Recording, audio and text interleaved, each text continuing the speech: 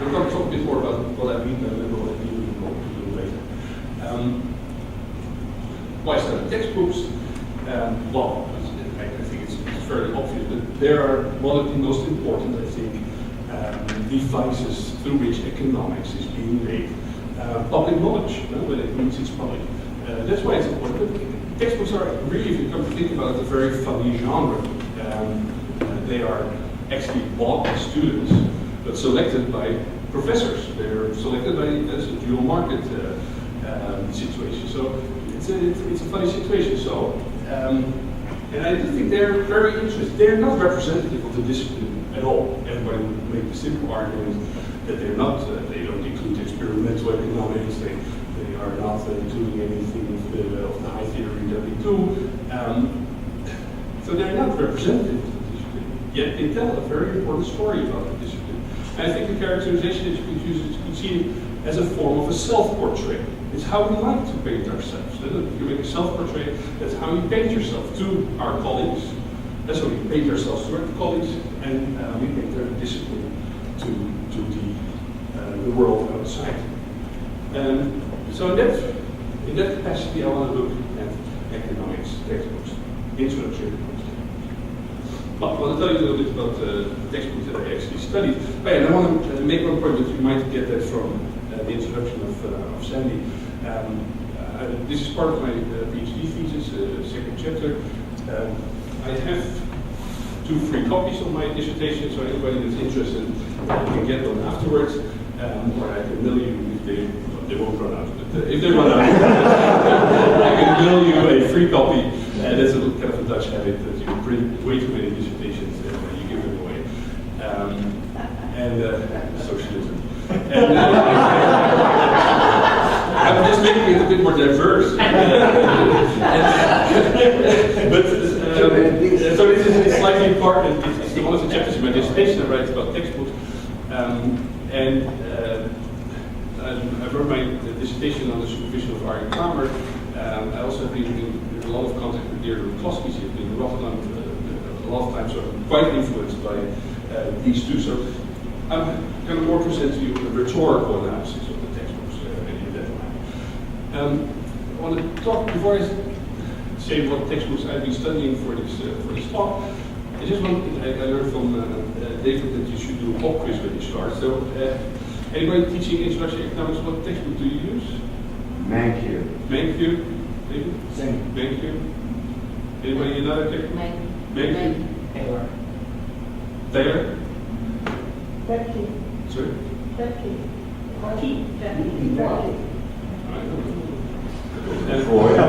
Calvin Tabarrok. Sorry? Calvin Tabarrok. Freud. All right. Mankiw makes sense. These are the books that I've been looking at. You might recognize them from a list. To continue the pop quiz, any idea which one is the best-selling one? This is not. It's a little bit hard to get by, but Mankiw. Mankiw is obviously the best-selling one. Any idea who's number 2? Actually, it's not on the list. Sorry? Stiglitz is actually a big failure in market sense terms. Actually, McConnell Drew and Flynn is the second. You know, it's hard to get this confirmed, but they claim it themselves that they're an international bestseller. I've looked at Amazon rankings, which is not. It's also very hard because it's very different, many different editions, so it's very hard to edit. But the Amazon rankings confirm that McConnell and Drew and Flynn are actually the second bestseller. They appear the third in this list.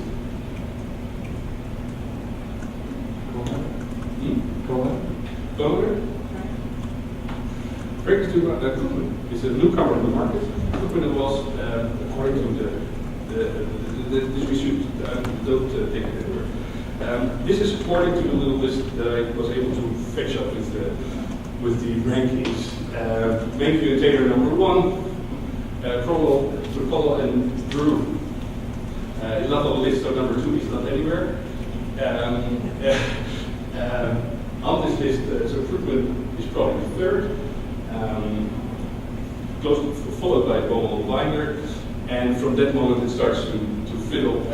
Selwyn's and Nordhaus has really received, it was of course the best-selling textbook until 1975. Stiglitz is an interesting story because it was really came on the market after, I think, a few editions, it really it didn't make it in the market. How much is Mankiw ahead of the others? Sorry? How much is Mankiw ahead of the others? Well, that's hard to say. If you look at the Amazon rankings, he's really high up. McConnell and Brew follow really closely, so they're really the top two books. And from that moment, there's really a drop to see this. Do you want to say more about it? So McConnell is actually fairly on the low side in this screen. All right. But I said what I wanted to do is I want to look at these textbooks and to see whether they are neoliberal in some way or form. But of course, as you also all know, this notion of neoliberalism is a very elusive notion. Actually, I've heard it mentioned here a few times, but always with a little trepidation. So somebody said, well, maybe we could call this neoliberalism. So there was a certain hesitation to use this term. People seem to be a little uncomfortable about it. So I want to take a little bit of your time to do a bit of a conceptual clarification, because if we're going to talk about neoliberalism, then we better look at it a little bit. I think in the popular narrative, in the popular use of this term, in the popular discourse about this term, it revolves around all sorts of these issues. Neoliberalism replacing Keynesianism. It's always referred to Friedman, Hayek, the Middle Society, neoliberals, Thatcher and Reagan as the policy, executing the policies of neoliberalism. The Washington Consensus is always associated with neoliberalism. More recently, market fundamentalism, that's what the term, actually Buchanan used the word neoliberalism once, I think, during a conference, and that's what he was referring to.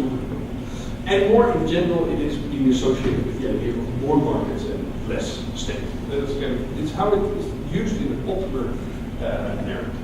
Well, if you start to think about this a little bit more, I would say this term is extremely elusive. That's what we mean by neoliberalism.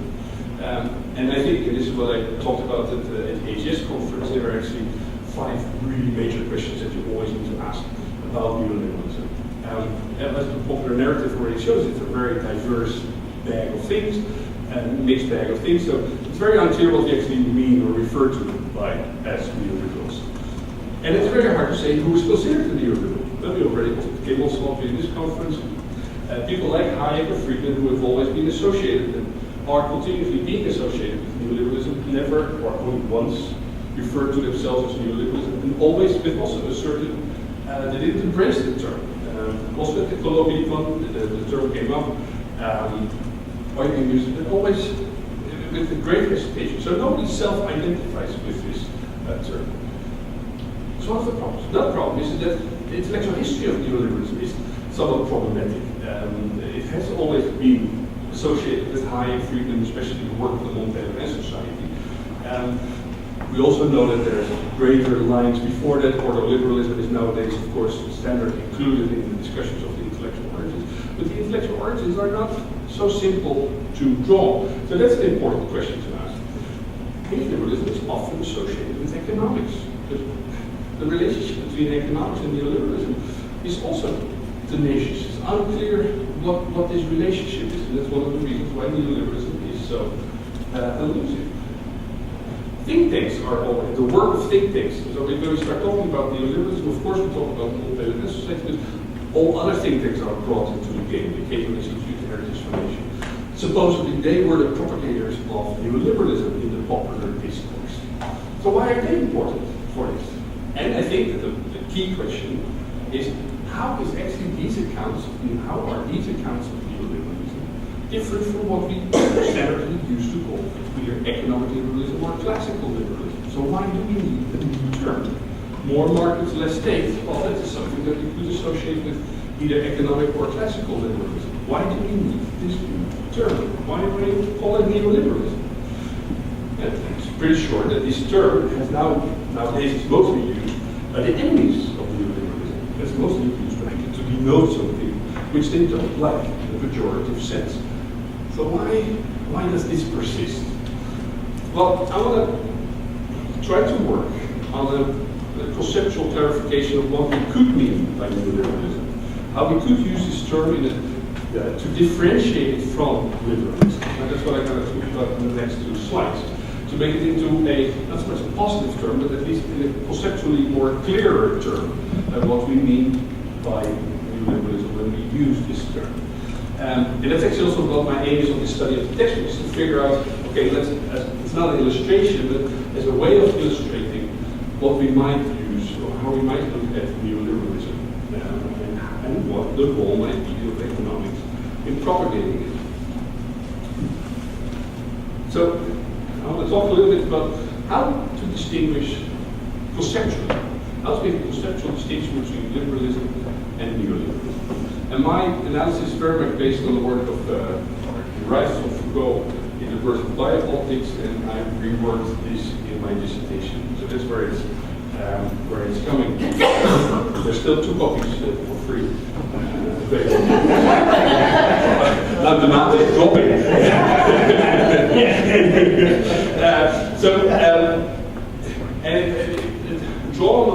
Drawing on Foucault's account, Foucault would approach liberalism and neoliberalism as 2 distinct governmentalities. Foucault worked on neologism, just invented a new difficult word that nobody understands. But he approaches it as 2 different governmentalities. What is a governmentality? It's basically a rationality of government. So liberalism and neoliberalism are 2 distinct, in Foucault's eyes, rationalities of governments. Historical ways of practicing, doing government, of thinking about government, understanding, legitimizing government. So ways of thinking about government. And I think, so liberalism, so we use it in a very broad, Foucault uses it in a very broad sense. Neoliberalism uses it in a very broad sense as distinct ways of thinking and legitimizing and understanding and practicing government. That is how we would set it apart. And what it involves is that it involves a radically distinct way of conceiving of the relationship between the market, the relationship between the market and the state, or the market and government. So, what he means by governmentality, or how I would read it, is as 2 distinct ways of conceiving of the relationship between the market and the state. Foucault does this on the basis of an analysis of German neoliberalism and American neoliberalism. I don't want to go into that, but I want to give you the kind of a summary view of that. And I'm sorry for the people that were at AGS, but here you're going to see the 2 same slides, but after that it's going to be new. So the point is that liberalism and neoliberalism are predicated on a distinct perception of the market. And I think that the liberal governmentality, the liberal way of looking at government, is perhaps best illustrated by this cartoon from the New Yorker. This guy is sitting at his bed, doing his evening prayer, but he's praying, and please let Alan Greenspan accept the things he cannot change, give him the courage to change the things he can, and the wisdom to know the difference. Okay, it's not about Alan Greenspan, let's make Alan Greenspan government. Let government accept the things it cannot change, give government the courage to change the things that it can change, and give it the wisdom to know the difference. I think this is really striking of the liberal governmental view and the liberal mindset. And what is implied there? Why can government not change things, or only very limited things? That has to do, and I think it involves a particular image of the market, which I call the naturalist image of the market. What underlies this whole governmental logic is a naturalist view of the market. And markets, by view of their nature, are best capable of providing for the well-being of the population. This naturalist view implies, so that to view the market as nature-like, that's what I mean by that, implies a particular view of government. It actually implies a view of government that is, by virtue of the nature of the market, is laissez-faire and is limited. The basic standard point is let the market go, and if you need to do something, the powers of the government are always limited by the market. What this means is that the naturalist market is both the object of government, is what the government interferes with, and it is what the machinations of government are limited. It also involves this view a particular idea of the role of economics.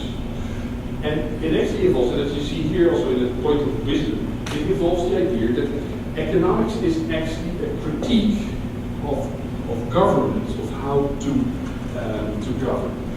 And because of its knowledge of the naturalist market, it can critique, it offers critiques of governmental practices. Because of its knowledge of this naturalist market, it can present a critique of governmental practices. I think this is not new for you guys. So let's move on to what neoliberalism might be. I think it's nicely illustrated by this cartoon.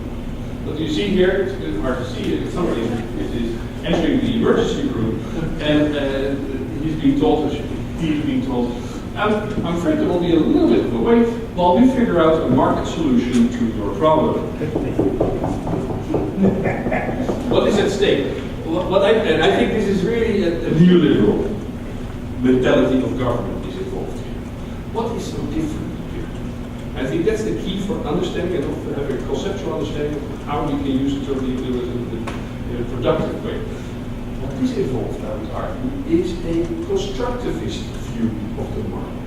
It means that we imagine, oh, you've got a problem, we'll have to imagine a market solution. You imagine a market solution as a way of providing for the well-being of people. So I think the radical shift between the liberal government mentality and a neoliberal government mentality is a shift from a naturalist view of the market to a constructivist view of the market. Also means a completely different view of government.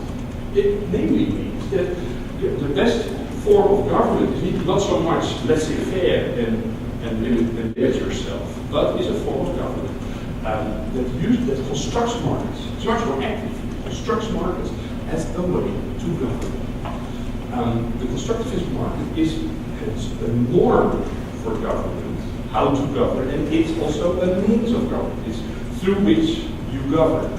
It's not the object, but it is your means of government. It also changes the role of economics as a critique of governmental reason, because it presents economics rights and studies the potential norms of government. So these are the two images that I want to contrast. So if I use the term liberalism, I don't mean only people on the left, but I mean it in this very broad sense of a liberal outlook. A liberal outlook that's based on a naturalist view of the market.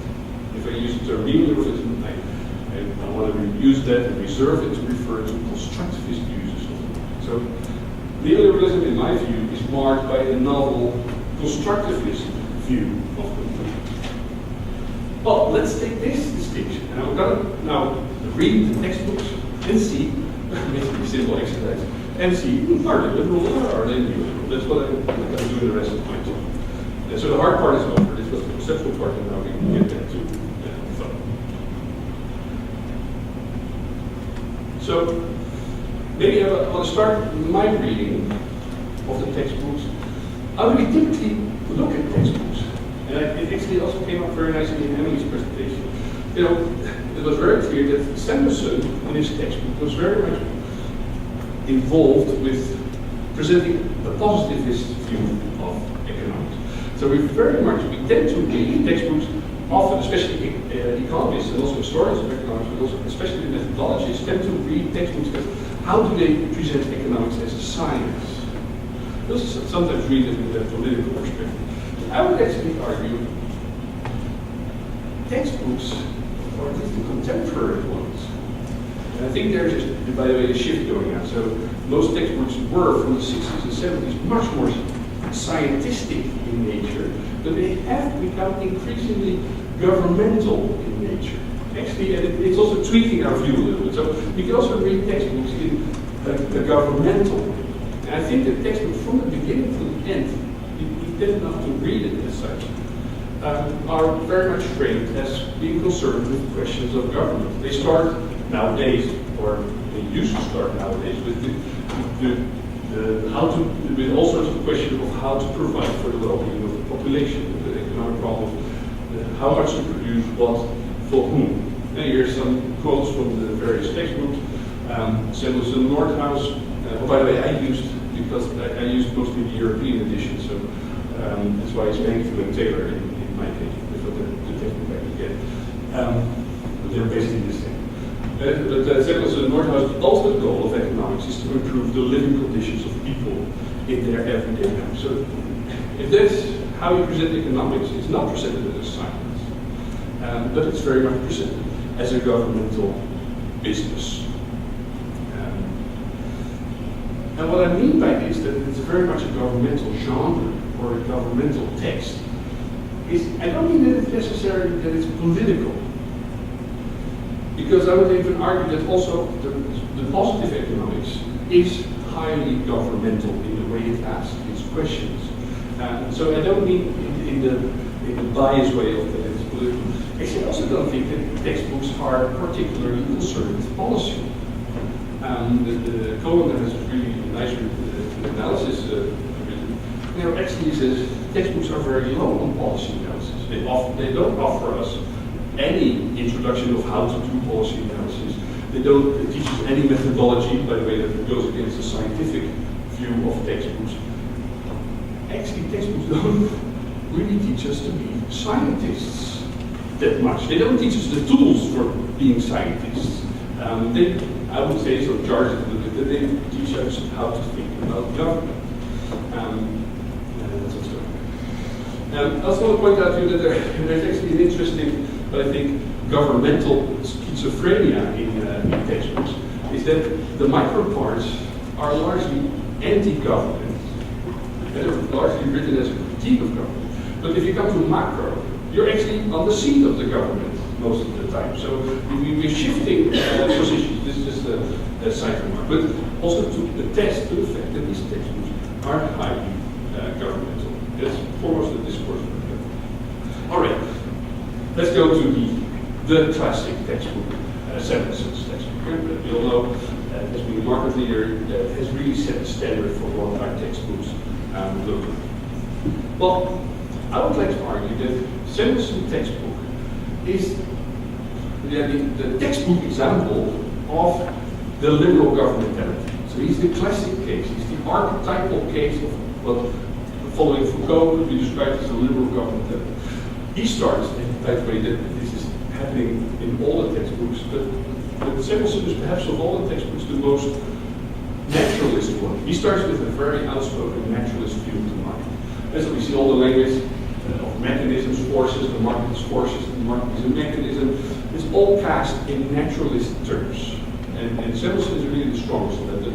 Most texts do it. And so it's really partial to this naturalist view of the market. My point would be that this naturalist view is not so much part of making economics or presenting economics as high science, but it's actually part of a governmental view. And I think that here's a quote of Samuelson, where you can really see that this naturalistic market serves as part of this logic of laissez-faire and limited government.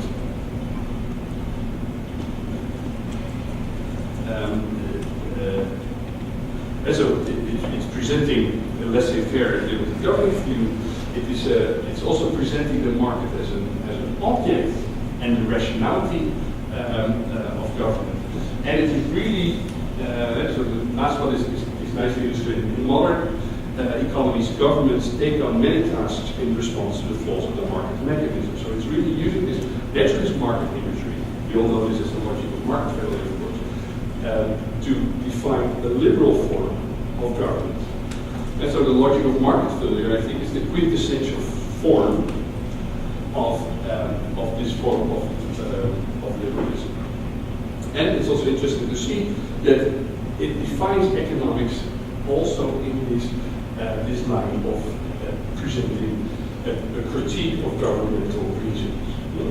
The task of economics is not per se to give political or policy advice, but it's to critique government. Economics can offer valuable insights into the potential inefficiencies and harmful side effects of alternative interventions. So is critiquing potential governmental action. So I think that Samuelson with this, and this seems, I think, familiar for everybody, I'm not going to spend too much time on it, has set the stage for a really archetypical naturalist view of the market. Laissez-faire or limited view of government, and of economics as a critique of this view of government. It becomes interesting when we start contrasting Samuelson with some of the other textbooks. So I've cast Samuelson a little bit as the archetype of the liberal textbook, and then we see that other textbooks, they basically present the same kind of extractivistic liberal perspective, but slightly with a twist. And all these twists come from a slightly different presentation of the market.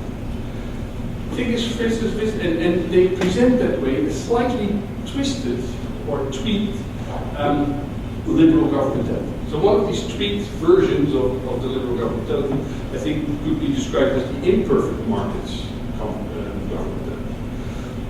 That is the imperfect market. Some of the textbooks have a stronger stress or stronger emphasis on market imperfections. I think examples are Stiglitz and are Frank and Bernanke. Here's the close from both of them. Stiglitz mostly always agree that it's not a perfect representation. They emphasize the imperfections of markets. And that has a certain effect on how we construct the logic of market failure, as we all probably are aware of. So it more normalizes the notion of market failure. And it changes and normalizes. By doing so, it also normalizes the role of government.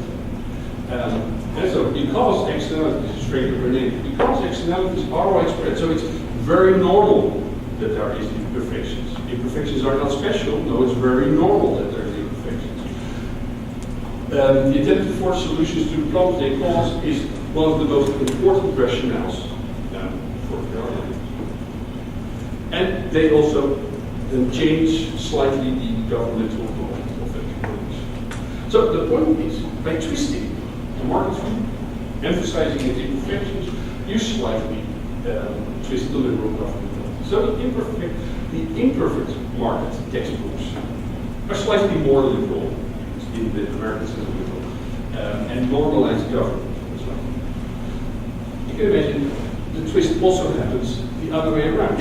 So you can say there are some textbooks that have a slightly more free market government there. Surprising examples, Bob and some Austrian-inspired public choice books. These texts tend to emphasize the naturalism of the market and tend to put a stronger emphasis on the naturalism of the market. And it's very interesting, so they emphasize the naturalism of the market, and they bring in an interesting, you see that in the language, the binary between the market versus interference. So they suddenly go all blinder, they're very strong because they have a lot of negative words about interference, tampering. Tampering, I only know that from the smoking in the plate, and I think it's bad.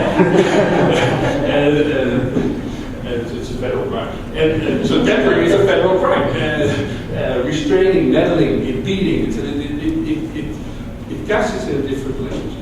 And they emphasize really the unrelenting strength of the naturalism of the market. One of the principles that Ronald Blinder introduced at the beginning of the book is that they have this funny principle of any attempt to repeal the laws of supply and demand, or as I read it, don't mess with the naturalism of the market, because the market will strike back. And so they have an unrelenting view of the and this word they like to use, unrelenting of the market, of the naturalism of the market. As a consequence, they're of course much more skeptical of the logic of market theory. So, a much stronger naturalism of the market, they become much stronger, more critical of the notion of market theory, or more skeptical of the notion of market theory. And they, like what you can expect, they also become much more cautious about the possibility of government failure. I don't have to explain this concept in this audience. And they have see a much stronger role of critiquing government in this for economics. So, emphasizing the naturalist view of the market limits the liberal idea of government. There's a third variety, and it's the last variety that I want to present to you on this, and I will go to neoliberalism, is the more liberal textbooks. And I think they also twist around the naturalist idea of the market. But they perhaps replace it with a more institutionalist view. The Kohler is a nice example of this. He stresses that markets are highly developed social constructs, and so they're not per se natural, they're social constructs, they are institutions. And in order to understand this, you need to understand them as institutions. The effect of this is that it slightly denaturalizes the market as a natural form of economic government. And as a consequence, societies can actually choose whether to use the market. And so there's much more skeptical, or much more institutionalist view of the market. Kohler, by the way, doesn't. He says that economic forces are natural; they are always there, but whether they will be allowed to take the institutional form of the market, that is actually up to society's choice. So there's a sense of denaturalizing going on.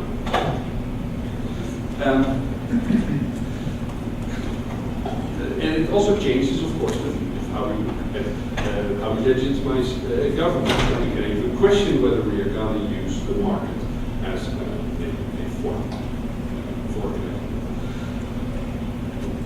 And it changes our view of government and of how we see economics as a government. So again, in this case, de-emphasizing the naturalism of the market enables questioning the legitimacy of the market institution. So what I've been trying to show so far, and I think the next slide shows it, the textbooks present a highly liberal outlook. There's little twists on the liberal outlook, but on the whole they present a highly naturalist view of the market, all of them give a limited view of government, and they present economics as the critiquing of governmental reason. Now, there's twists in this view that they partake. Not much neoliberalism going on so far. Okay, this is summarize what it is. There are two trends going on that I would potentially describe as moving in the neoliberal direction. So overall, I think that the conclusion is already, I can tell you already, that textbooks are very liberal in their organization. So not much neoliberalism in my definition of neoliberalism going on. But there's two trends that I want to use also to illustrate what I mean by neoliberalism. I think one of the trends is to increasingly explain government in market terms, and the other, that's perhaps a bit more interesting for this audience, is the rise of the principled textbook. Let me go to the first example. Increasingly we see in the text being incorporated the moments that market-based solutions to market failure are being discussed. I mean, Homo Bleiner already used it as one of the principles, you know, but you see it actually in all the texts, even Samuelson and Nordhaus. A new approach that does not require the government to legislate taxes is the use of tradable emission permits. And this example is nowadays appearing in virtually every textbook, the tradable emission permits as an answer to market failure. Leiner even turned it, as I said, into a core principle. Externalities are actually, in their view, a shortcoming of the market that can be cured by market methods. They say that's one of the principles. And that we increasingly start seeing market-like instruments to deal with externalities. Why is this neoliberal, in my view? I think this is neoliberal because it is an example of the constructivist use of the market. Markets for tradable emission rights are not the naturalist markets. They are markets that are constructed by governments as a way to govern. And it's also to underline this, the idea that it's constructivist, that it sprang from the economist's imagination. That's how the idea began. That's actually what many people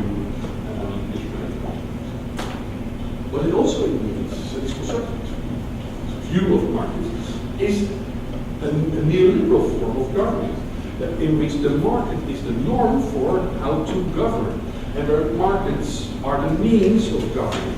That's what we see with these tradable emission rights. And it also means that economics increasingly is being used to critique liberal government. So the market is presented as a norm for governmental practice. So economics can be seen to increasingly use some of these constructivist markets as an example in the externalities chapter, to view and study government like a market, to view and study the work of government as a market too. But I think the more interesting part comes with this example, with this trend. What you can see is that actually more recently we see a trend in textbook publishing, it's a longer lasting trend, that kind of changes the opening chapters of the textbooks. There's a quite substantial number of textbooks nowadays start the textbook using ideally 10 principles of economics. So using 10, I listed here the principles that are listed by name. Leiner do this, Frank and Bernanke do this, and I listed here. Actually, I think this is really popularized by Mainview. So everybody after Mainview had to start the textbook with 10 principles of economics. Some get 12. They're not so biblical in their orientation. Actually, I think it actually, if we're looking at the Leiner actually pioneered this kind of using principles. They're already doing that since 1979 in the first edition, but I think it's really popularized by Mainview. Each time when Sandy is moving a piece of paper, I'm afraid that there's a minute clock. What this does is that this is displacing the older way of opening textbooks using the so-called economic problem of how to produce what for whom. So we see a shift from economics defined in terms of a particular economic problem as economics defined as a principled way of thinking. And what you can increasingly see that with these principles comes the call to think like an economist. And you increasingly see that in textbooks. So we urge you, says Matthew, to think like an economist. So these books will help you to learn the economist way of thinking. For Frank and Bernanke, they actually ask you to become an economic naturalist. Economics is a particular way of thinking about the world.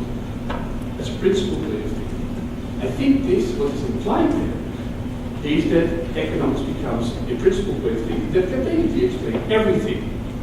And you see that also coming up, everything to the other side of everything. Oh, wait a minute, the other side of everything, that sounds like Freakonomics. So there's this principled way of thinking, I think, is tied to think like an economist, is tied to a more principled way of thinking. Now, I'm going to end. Why is this principled way of thinking neoliberal in my tends towards being neoliberal? I think it is a way, also a constructivist view of the market. If you can start thinking about everything as markets and becoming our generalized frame of analysis, economics no longer concerned with only natural economic problems, but basically applying to everything. There's an interesting, especially in this Frank's point of the economic naturalist, there's a strange reversal of naturalism going on. The market was not the natural thing. No, our way of thinking is the natural thing to approach this. So there's I would call that a neoliberal inversion. It also involves, I think, that market becomes increasingly a norm and means of thinking about how to govern these issues. So, how to do it. And especially it turns economics into a generalized critique of government. To think about it. So I think the principal step of the new reform is inviting a neoliberal government. All right, what's the conclusion? The conclusion is the textbooks are on the whole very liberal. There are a few moments which I see, and I particularly see that in the rise of the principal textbook, where we see a way towards neoliberalism. Is this a surprising outcome? You might ask. You should always ask yourself. I think that the self-presentation of economics is much more liberal than we perhaps thought. Now, for people from the left, this might be, reassuring. Economics is not this neoliberal science that the neoliberal popular discourse is telling you. So that might reassure the left. It might, I don't know what it does to the right. Economics is still liberal. That may be good. Maybe we want it to be more liberal. So that's there. So my argument is, I think, if we keep a close look and a clear focus of what we mean by neoliberalism as a constructivist point of view, we should say economics is the self-presentation of economics, highly liberal. I'll end on that note.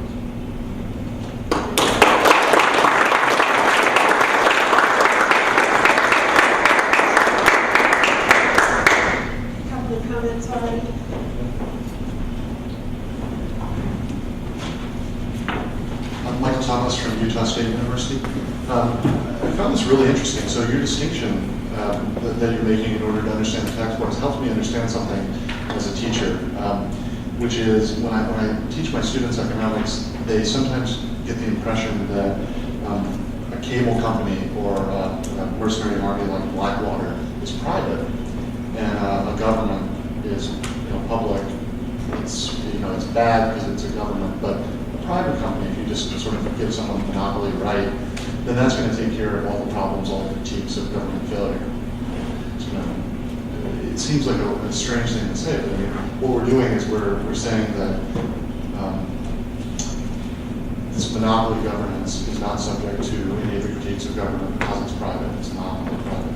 So I think that's just a really interesting way to sort of frame the debate, and that's my first conclusion. I'll tell them.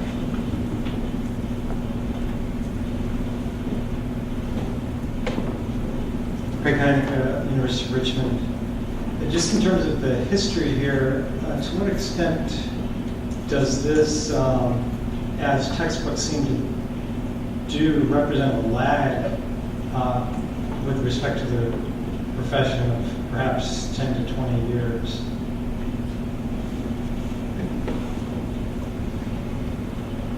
What about you, related to this last question, I know it's easier to ask the question than to do it, but do you have an idea of how this these changes or this evolution has occurred across countries and across time? I mean, do these same patterns happen across different countries? It's different to get an idea of the popular textbooks in different countries, I guess, and over time, which were the popular textbooks 10 years ago or 20 years ago as opposed to now. Thank you.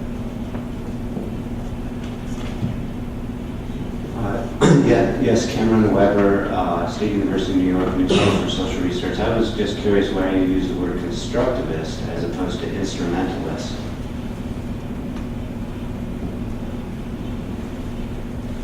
Can I answer? I'm going to walk over there. Yeah, go ahead. Michael, about your point about the point to differentiate between private and public.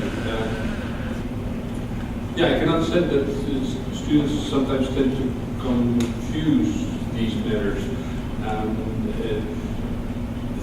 Yeah, my only guess is that it's nice to, I don't know how this interrelates actually, to try for public distinction, because what's happening in the neoliberal constructivist constructions that are emerging is that we get a very strange hybrid of public and private, which in the liberal government are neatly separated. So one of the conclusions of my dissertation is, you should actually go and read. No, is that what neoliberalism is doing is that it's actually deconstructing the entire edifice of liberalism, which was based on this clear separation between the naturalist market and a limited government. By bringing the market in as a form of governing, we lose the mindset in that way, and we get in all sorts of strange hybrid solutions, constructions. So that I think that's very interesting. Greg, no? Right. Yeah. The lag of 10 and 20 years. Yeah, that's an interesting point. That must definitely be the case, that there is a certain lag. And especially the point about economics can explain everything.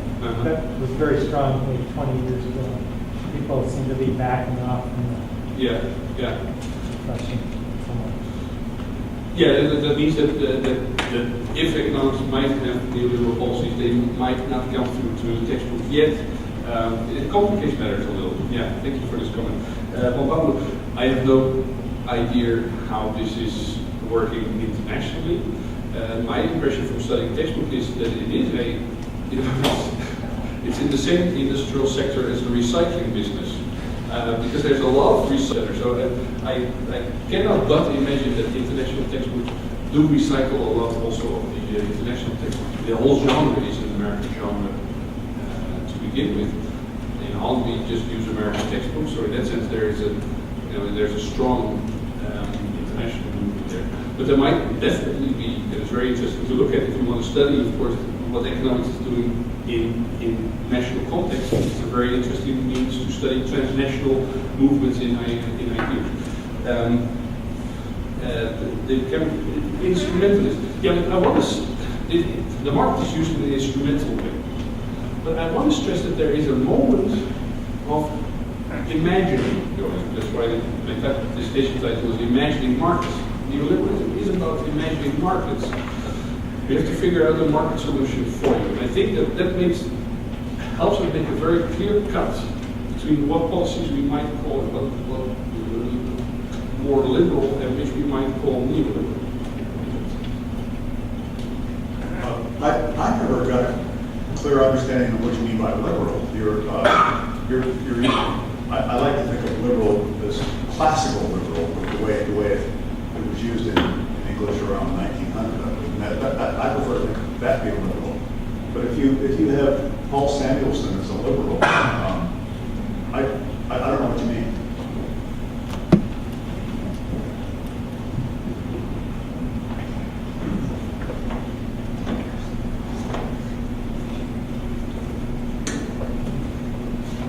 This question is probably either impossible or unfair, since it wasn't your goal. But if you had to choose to teach a class either in your textbook, if you had to choose from your textbook list something to use yourself in a class, which would you choose? Which textbook? I'm sorry. Yeah, I just asked you which textbook you would choose if you were teaching. Mm-hmm. Okay.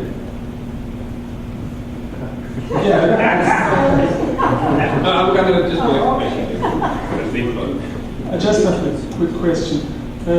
What's the relation between neoliberalism, as you use it, and institutional economics?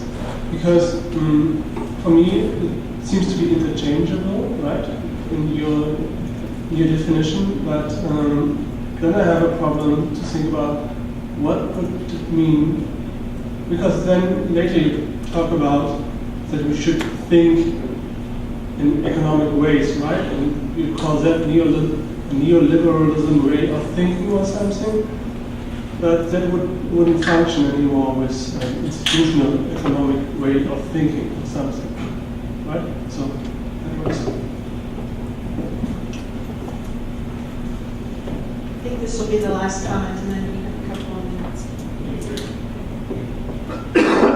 You described textbooks as sort of a self-image of economists. How does it relate to their identity? Because identity is something a bit different than the image that they want to project. So what can you draw from this about the identity of economists? Okay, you got 2 All right, minutes. yeah, 2 minutes. To come back to your question,